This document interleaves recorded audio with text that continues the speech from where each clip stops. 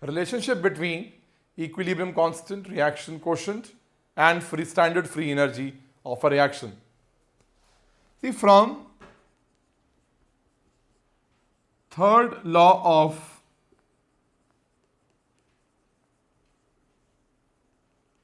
thermodynamics, we know this, that the standard free energy change and the free energy change in non-STP conditions are somehow related by this formula 2.303 RT log Q. Now you need to understand what exactly this is. This is free energy change under non-STP conditions. And the conditions are not standard. This is the free energy change under STP conditions. This R is your universal gas constant, whose value we will take 8.314 joules per Kelvin per mole. T here is the temperature at which the reaction is proceeding, and U is your reaction quotient.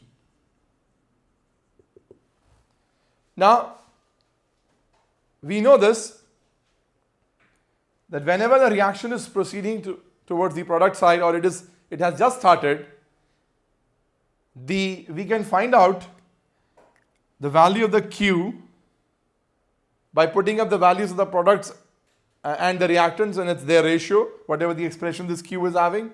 That can give us the idea about the free energy change under non-STP conditions if we know this, or if we are not doing the free energy change under non-STP conditions, we can calculate this.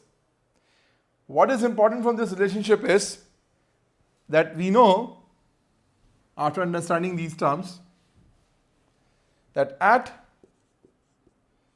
equilibrium, the moment the reaction reaches equilibrium, this Q becomes equal to your K equilibrium,